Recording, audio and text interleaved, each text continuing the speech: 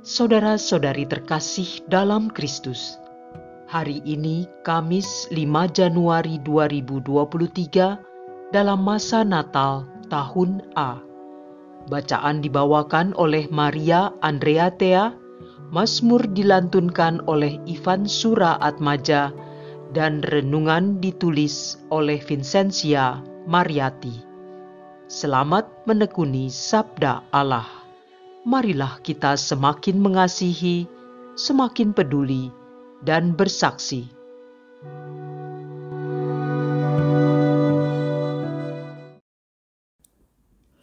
Dalam nama Bapa dan Putra dan Roh Kudus. Amin.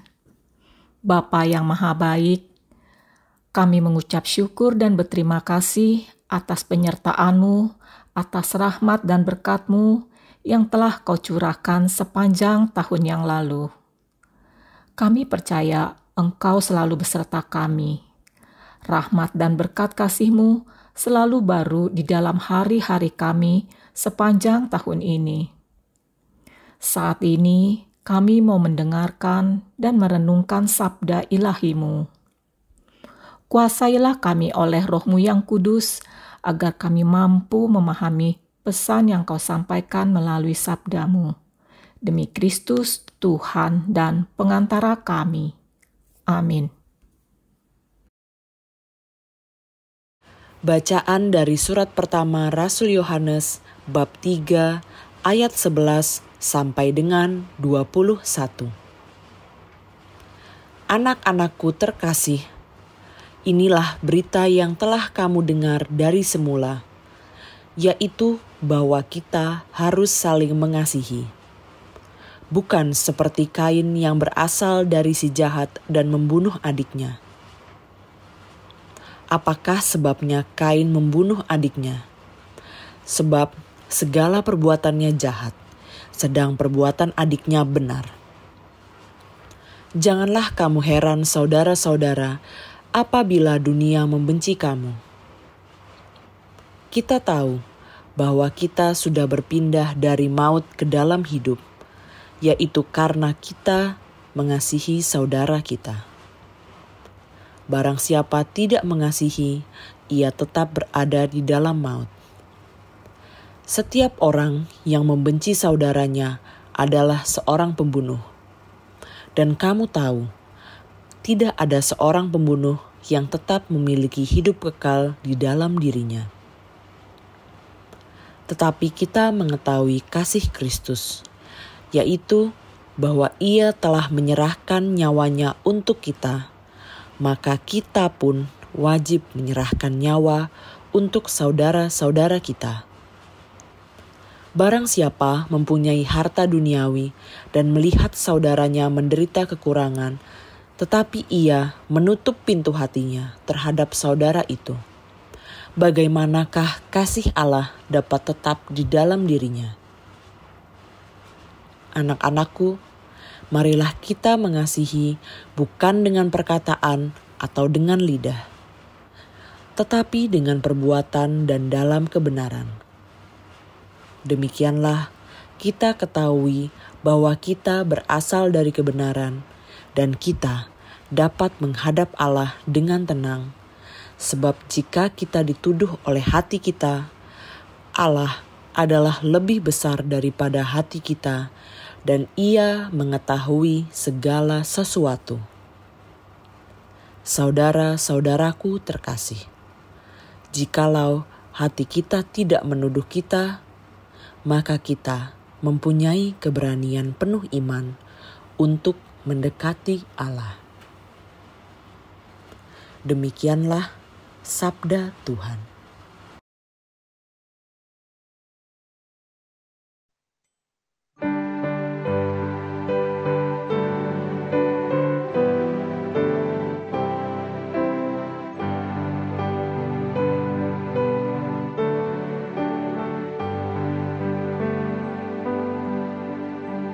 Bersorak-sorailah bagi Tuhan, hai seluruh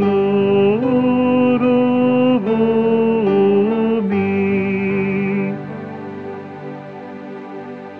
Bersorak-soraklah bagi Tuhan, hai seluruh bumi. Beribadahlah kepada Tuhan dengan sukacita. Datanglah ke hadapannya dengan sorak-sorai. Bersorak-sorailah bagi Tuhan, hai seluruh bumi. Ketahuilah bahwa Tuhanlah Allah, Dialah yang menjadikan kita, dan punya Dialah kita. Kita ini umatnya dan kawanan domba gembalaannya.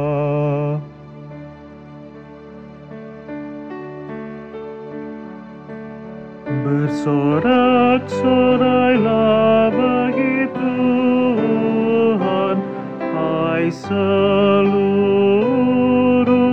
bumi.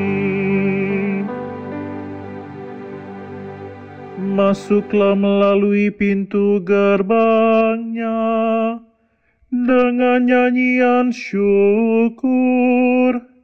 Masuklah ke pelatarannya dengan puji-pujian. Bersyukurlah kepadanya dan pujilah namanya.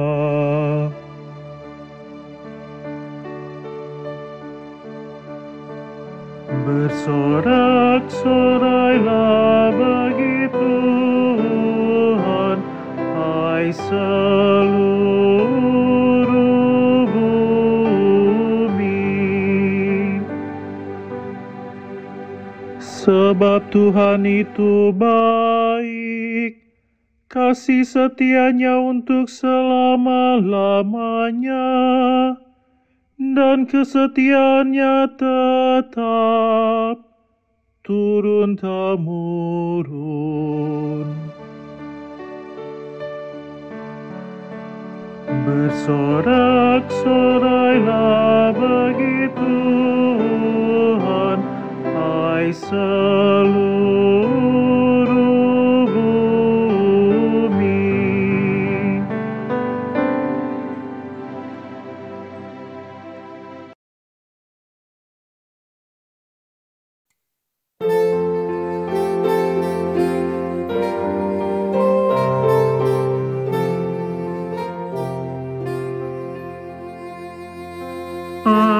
Haleluya, haleluya, haleluya. Inilah hari yang suci. Marilah hai para bangsa, sujudlah di hadapan Tuhan. Sebab cahaya gemilang telah menyinari seluruh muka bumi.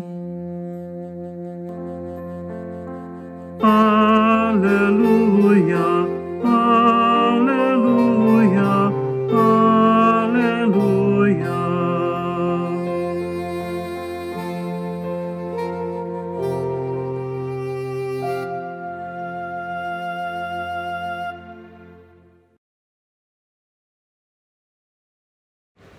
Inilah Injil suci menurut Yohanes bab 1 ayat 43 sampai dengan 51. Sekali peristiwa, Yesus memutuskan untuk pergi ke Galilea. Ia bertemu dengan Filipus dan berkata kepadanya, "Ikutlah aku." Filipus itu berasal dari Betsaida, kota Andreas dan Petrus.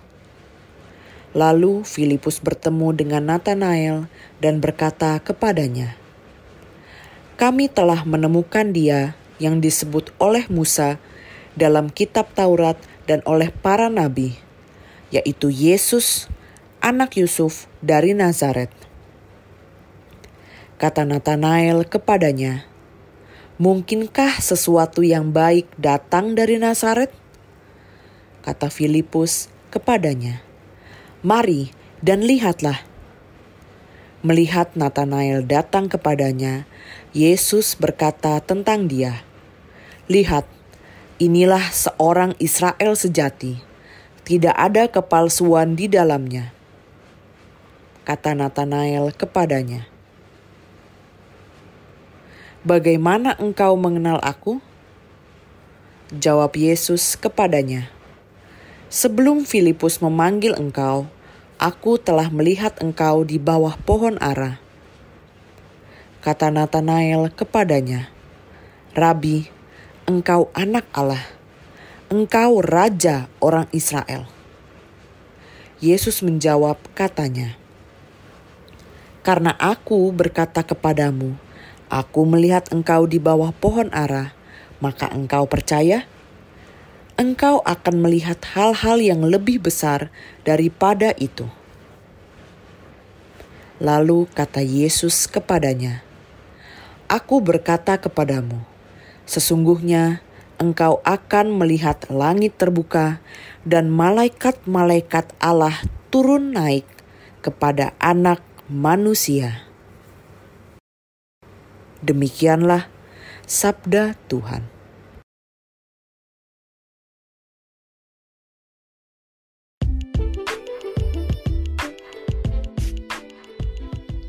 Dipanggil menjadi murid Tuhan. Renungan dibawakan oleh Vincentia Mariati.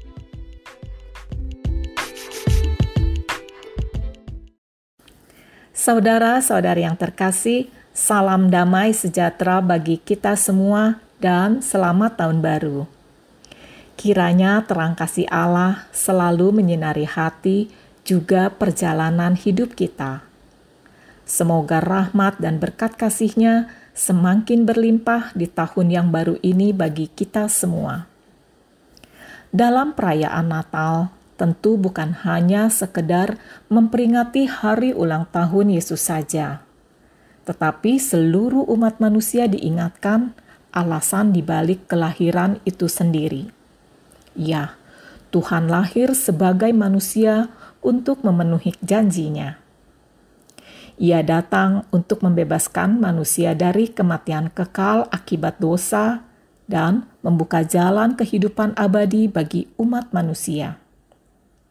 Untuk melaksanakan misinya, Yesus mulai mencari orang-orang yang akan dipanggilnya untuk dijadikan murid-muridnya dengan cara yang berbeda-beda. Dan kelak akan menjadi bagian dari karya keselamatannya. Bacaan Injil hari ini mengisahkan, Yesus pergi ke Galilea. Ia bertemu dengan Filipus dan memanggilnya untuk mengikuti dia. Meski tidak diceritakan bagaimana situasi Filipus ketika bertemu dengan Yesus, namun dari kerelaan Filipus untuk mengikuti Yesus, tentu sudah banyak informasi yang didengar atau bahkan yang dilihatnya dengan matanya sendiri tentang sepak terjang Yesus maupun pengajarannya. Terlebih lagi, sudah ada Petrus dan Andreas yang berasal dari kota yang sama dengannya, yaitu Betsaida, yang telah lebih dahulu menjadi murid-murid Yesus. Sebagai orang Yahudi, Filipus tentu paham kitab Taurat dan juga kitab para nabi yang menubuatkan tentang kedatangan Mesias. Tanda-tanda dari nubuatan tersebut didapatinya pada pribadi Yesus. Oleh sebab itu, ketika ia bertemu dengan Natanael sahabatnya, dengan penuh semangat, ia pun bercerita telah bertemu dengan Sang Mesias, yaitu Yesus orang Nazaret, anak Yusuf, dengan tanda-tanda seperti yang digambarkan oleh Musa dalam kitab Taurat, juga oleh para nabi. Tetapi Natanael ragu-ragu, sebab Nazaret adalah sebuah kota yang sangat kecil yang tidak diperhitungkan keberadaannya. Kebanyakan penduduknya berpendidikan rendah dan miskin. Maka pada zaman itu, sebutan sebagai orang dari Nazaret dianggap sebagai suatu ejekan. Natanael ragu kalau Dia yang disebut oleh Musa dalam kitab Taurat dan oleh para nabi adalah benar Yesus, seorang yang berasal dari Nazaret. Maka ia pun bertanya, "Mungkinkah sesuatu yang baik datang dari Nazaret?" Yohanes 1 ayat 46. Filipus yang sedang mengalami kegembiraan karena telah bertemu dengan Mesias tidak menjelaskan panjang lebar kepada Natanael. Tetapi ia mengajak sahabatnya itu datang, melihat, dan bertemu sendiri dengan Yesus. Yesus yang melihat Natanael datang kepadanya, ia pun berkata, "Lihat, inilah seorang Israel sejati, tidak ada kepalsuan di dalamnya." Yohanes 1 ayat 47. Natanael heran dan bertanya, bagaimana Yesus bisa mengenal dan memahami pribadinya, sedang mereka belum pernah bertemu. Tetapi Yesus menjawab bahwa sebelum Filipus memanggilnya, Yesus telah melihat dia di bawah pohon ara. Makna di bawah pohon ara di sini adalah tentang mempelajari Taurat. Natanael pun menjadi takjub dengan kata-kata Yesus yang begitu memahami isi hati dan pribadinya begitu mendalam. Dia menyadari kebenaran akan perkataan Filipus tentang Yesus, dan ia pun menjadi percaya. Maka kata Natanael kepada Yesus, "Rabi, Engkau anak Allah, Engkau Raja orang Israel." Yohanes 1 ayat 49. Begitulah cara Yesus memanggil Natanael menjadi muridnya, dan kelak Natanael akan menyaksikan kemuliaan Tuhan. Bapak, Ibu, saudara-saudari terkasih, cara Tuhan memanggil murid-muridnya berbeda-beda. Saya terinspirasi oleh sikap Filipus. Dia begitu gembira dan sukacita telah menemukan Sang Mesias yang ditunggu-tunggu kedatangannya untuk menyelamatkan bangsanya, dan dipanggil untuk menjadi pengikutnya. Filipus mau berbagi kabar keselamatan ini kepada sahabatnya Natanael, supaya sahabatnya juga mau mengikuti Yesus Sang Mesias, walau Natanael sempat ragu dan Filipus kesulitan untuk menjelaskan seperti apa Yesus. Tetapi ia tidak patah semangat. Ia mengajak sahabatnya itu untuk melihat dan bertemu langsung dengan Tuhan Yesus. Lalu bagaimana dengan kita, saya dan Anda? Kita pun telah dipanggil Tuhan menjadi murid-muridnya. Apakah kita merasakan sukacita dalam panggilan kita seperti Filipus dan mau berbagi warta keselamatan kepada orang lain? Atau apakah kita masih ragu-ragu seperti Natanael? Tuhan memanggil kita menjadi murid-muridnya dengan cara yang berbeda, tetapi untuk satu tujuan yang sama, yaitu menjadi bagian dari rencana keselamatannya. Mari kita tanggapi panggilan Tuhan seperti Filipus.